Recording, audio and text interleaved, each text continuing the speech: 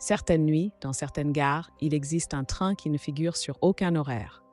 Un train qui roule sans destination, perdu dans un entre-deux. On l'appelle le train de minuit. Ceux qui montent à bord ne reviennent jamais. Et ce soir, c'est l'histoire d'un homme qui a fait cette erreur. Pierre n'était qu'un homme ordinaire, épuisé par une journée de travail. Ce soir-là, il attendait le dernier train sur le quai désert d'une petite gare de banlieue. L'horloge affichait 23h55. Le vent sifflait doucement, mais il n'y avait ni le moindre bruit de locomotive, ni trace du chef de gare. Seul, il patientait, les yeux rivés sur les rails, plongés dans l'obscurité. Les minutes s'étiraient et le silence devenait pesant. Pas même une ombre humaine aux alentours. Juste cette impression désagréable que quelque chose observait, tapi dans l'obscurité. Finalement, à minuit pile, un train arriva sans un bruit. Ses portes s'ouvrirent dans un souffle métallique. Pierre hésita. Il n'avait pas entendu le moindre grincement sur les rails, comme si le train était apparu de nulle part. Mais fatigué et désireux de rentrer chez lui, il monta à bord. Le wagon était désert. Les lumières, trop blanches, donnaient à l'espace une teinte irréelle. L'homme s'assit, s'efforçant d'ignorer le sentiment oppressant qui s'installait en lui. Tout cela devait être dans sa tête. Le train démarra sans aucune secousse. Quelques instants plus tard, une annonce grésilla dans les haut-parleurs. Prochain arrêt, destination finale. Pierre sourit nerveusement. Une mauvaise blague, pensa-t-il. Mais au fond de lui, quelque chose s'éveillait. Un instinct primal, une peur sourde. Plus le train avançait, plus les annonces devenaient incohérentes. Des voix chevrotantes, des murmures à peine audibles, des phrases brisées par des interférences. Les vivants ne sont pas autorisés ici. Dernier voyage. Il tentait de rationaliser, un dysfonctionnement technique, rien de plus. Mais ce n'était pas ce que son instinct lui murmurait. Le train ralentit. Lorsqu'il s'arrêta enfin, Pierre descendit précipitamment. Mais en posant le pied sur le quai, il comprit immédiatement quelque chose clochait. Il se trouvait là où tout avait commencé. La même gare, le même quai désert. L'horloge affichait toujours minuit. Pas une seconde ne s'était écoulée. Le souffle court, il tenta de se persuader qu'il s'agissait d'un mauvais rêve. Pourtant, quelque chose l'attirait de nouveau vers le train, comme une main invisible l'y poussait. Lorsqu'il remonta, il n'était plus seul. Des silhouettes s'installaient sur les sièges, lentement, des figures floues aux contours incertains. Leurs yeux étaient vides, fixes, comme s'ils n'avaient jamais vraiment vu ce monde. Aucun bruit ne s'échappait d'eux, mais leur présence emplissait le wagon d'une lourdeur suffocante. Pierre détourna le regard, essayant de se persuader qu'il s'agissait de simples passagers. Pourtant, il savait que ce n'était pas le cas. Le train avançait dans une obscurité totale, et à chaque wagon traversé, Pierre retrouvait les mêmes visages fantomatiques. Peu importe le nombre de portes qu'il franchissait, il revenait toujours au point de départ, dans ce même wagon. Enfin, une voix spectrale, ni humaine ni mécanique, s'éleva dans les haut-parleurs. « Passager Pierre, dernier appel, la mort te réclame. » Ce fut comme un coup de massue. Les bribes de souvenirs oubliés refirent surface brutalement. Un accident, une chute sur les rails, le bruit du train s'approchant, la lumière aveuglante, puis plus rien. Pierre comprit alors. Il n'attendait pas un train ce soir-là. Il était déjà monté à bord depuis longtemps et il n'en descendrait jamais. Le train de minuit continua son chemin, roulant sans fin dans l'obscurité. Invisible aux yeux des vivants, mais toujours présent pour ceux qui avaient franchi le seuil du monde des morts. Certains disent que si vous entendez son sifflement au cœur de la nuit, ne montez jamais, car ce train ne fait qu'un seul voyage, celui du non-retour.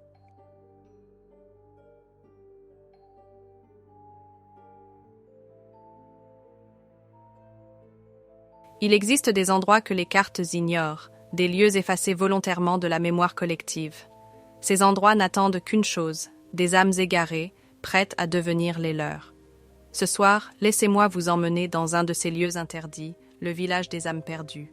Julie et Maxime n'avaient aucune raison de se méfier ce soir-là. Après une longue randonnée, fatigués mais heureux, ils prirent un raccourci suggéré par leur GPS. Une petite route de campagne, isolée, serpentait à travers des bois denses. Plus ils avançaient, plus la nuit semblait s'épaissir, enveloppant leur voiture dans une obscurité étrange. Au bout d'un moment, ils tombèrent sur un village. Petit, ancien et pourtant habité. Des maisons en bois bordaient mal la route principale. Derrière certaines fenêtres, des lueurs vacillaient faiblement. Une odeur d'encens flottait dans l'air, douce mais entêtante. Il n'y avait aucun bruit, à l'exception de leurs propres pas, lorsque, curieux, ils décidèrent d'explorer. Le village semblait figé dans une époque révolue. Les enseignes des boutiques étaient effacées par le temps, et chaque porte semblait usée par des décennies d'intempéries. Pourtant, le lieu n'était pas abandonné. Une silhouette émergea de l'ombre. Un vieil homme, au regard voilé, les observa longuement avant de leur proposer un toit pour la nuit. Il n'y avait pas d'hôtel aux alentours, expliqua-t-il. Ce village accueillait toujours ceux qui s'égaraient.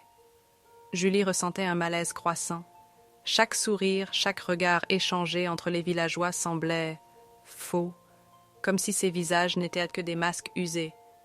Mais Maxime insista. Après tout, ce n'était qu'une nuit. Les heures passèrent lentement. Dans leur chambre, une sensation oppressante s'était installée. Les murs semblaient trop étroits, et dehors, le silence était anormal. Vers minuit, Julie fut réveillée par des bruits étouffés, des voix. Elle se leva doucement, et à travers la fenêtre, elle aperçut des villageois se rassemblant sur la place centrale. Ils chantaient, d'une voix monocorde, autour d'un autel. Un vieux livre y reposait, ses pages tournées par une brise inexistante. Maxime la rejoignit, et tous deux observèrent en silence, paralysés par une peur viscérale. Chaque fibre de leur être leur hurlait de partir. Mais lorsque Maxime ouvrit la porte, une étrange force les guida malgré eux. Ils marchèrent à travers le village, tentant de retrouver leur voiture. Mais chaque rue empruntée les ramenait inexorablement à la place centrale. Peu importe la direction, ils revenaient toujours là où le rituel battait son plein. Les villageois se rapprochèrent lentement. Leurs visages, autrefois neutres, arboraient désormais un sourire figé, presque sculpté dans leur chair. Julie comprit. Ce n'était pas un simple village, c'était une prison. Les âmes de ceux qui s'y étaient arrêtés ne l'avaient jamais quitté. Les habitants n'étaient pas vivants, pas réellement, et ils cherchaient des remplaçants. Lorsque les premiers villageois les entourèrent, Julie chercha désespérément une échappatoire. Mais c'était trop tard. Maxime cria leur nom, tenta de les repousser, mais leurs mains glaciales s'enfoncèrent dans ses épaules, l'attirant vers l'autel. Le vieux livre s'ouvrit à une nouvelle page, et les murmures cessèrent. Le lendemain, le village semblait paisible. La place centrale accueillait une nouvelle statue, deux silhouettes figées dans une terreur muette. Les villageois, eux, continuaient leur routine comme si de rien n'était, attendant avec patience la prochaine nuit où d'autres voyageurs perdus s'arrêteraient au village des âmes perdues.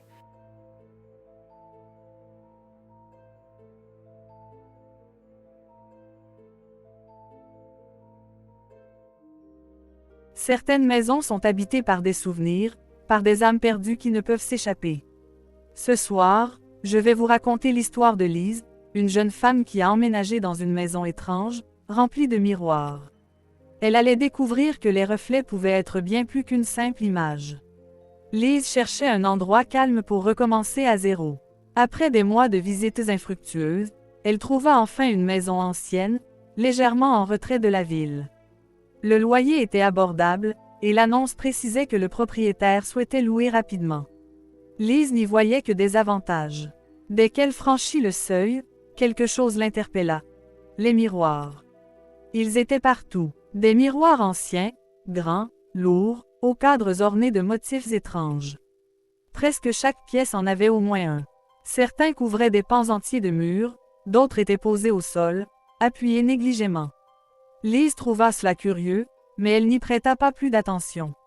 La première nuit, un sentiment diffus s'installa. Lise avait l'impression d'être observée. Elle balaya la pièce du regard, s'arrêtant sur un miroir du salon. Son reflet était là, immobile, mais quelque chose n'allait pas. L'ombre d'un doute s'immisça en elle. Les jours suivants, les sensations s'intensifièrent. Les reflets semblaient parfois bouger d'eux-mêmes, avec une infime latence. Lorsque Lise tournait la tête trop vite, elle avait l'impression de surprendre quelque chose d'autre, un mouvement furtif qui disparaissait dès qu'elle regardait directement. Puis, il y eut les visages. Flous, pâles, ils apparaissaient brièvement dans son dos, se reflétant dans les miroirs à des moments aléatoires. Leurs yeux vides suivaient chacun de ses gestes. Lise essaya de se convaincre que ce n'était qu'une illusion. La fatigue, le stress. Elle s'efforça d'ignorer ces visions jusqu'à ce que les murmures commencent. Des voix s'échappaient des miroirs la nuit, chuchotant des mots indistincts. Lorsqu'elle se penchait pour écouter, elle s'estompait, comme si elle se déplaçait de l'autre côté du verre. Lise chercha des explications. En fouillant dans les archives de la ville, elle découvrit que la maison avait été le théâtre de plusieurs disparitions inexpliquées au fil des décennies. Les locataires semblaient s'évaporer sans laisser de traces. L'histoire la plus ancienne parlait d'une famille entière, vue pour la dernière fois dans cette maison, avant que plus personne n'entende parler d'eux. Terrifiée, Lise décida de briser les miroirs. Peut-être que ces reflets n'étaient que des âmes piégées, cherchant désespérément une échappatoire. Un par un, elle les fracassa, libérant à chaque fois un souffle glacé dans la pièce. Mais au lieu d'apaiser la maison, cela sembla l'éveiller. Les visages devinrent plus nets, plus furieux. Les murmures se transformèrent en cris, en supplications, puis en menaces. Chaque miroir détruit semblait les rapprocher un peu plus. Quand elle brisa le dernier miroir, la maison trembla. Une force invisible l'enveloppa, et avant qu'elle ne puisse fuir, Lise fut happée à l'intérieur du verre. Elle vit sa propre silhouette s'éloigner, figée dans le miroir, sa bouche ouverte dans un cri silencieux.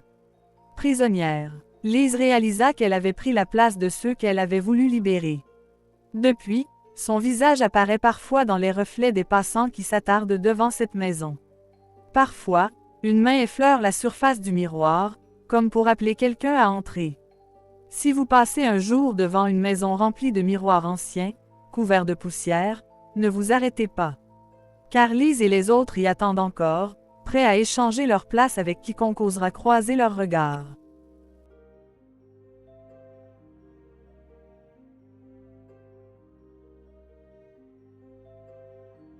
Il existe des endroits que le temps semble avoir oubliés. Des lieux où la nature elle-même semble refuser la présence humaine. La forêt oubliée fait partie de ces endroits. Ceux qui vivent près de ces lisières préfèrent détourner les yeux lorsqu'ils en parlent. Personne ne s'aventure là-bas, et surtout pas à la nuit tombée. Ce soir, je vais vous raconter l'histoire de Mathieu et Clara, un couple qui a décidé de camper dans cette forêt que tous les habitants du coin évitent. Mathieu et Clara, passionnés de randonnée, décident de passer une nuit dans la forêt pour découvrir sa beauté sauvage. Ils plantent leur tente près d'une clairière, entourée d'arbres centenaires.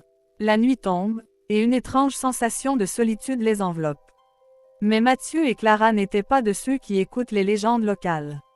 Passionnés de randonnée et avides de sensations fortes, ils décidèrent d'y passer une nuit, fascinés par l'aura mystérieuse qui entourait cette forêt centenaire. Ils atteignirent une clairière à la tombée de la nuit et y plantèrent leur tente. L'endroit était magnifique, baigné dans une lumière crépusculaire. Pourtant, une étrange sensation de vide pesait sur eux. Pas un oiseau, pas un insecte.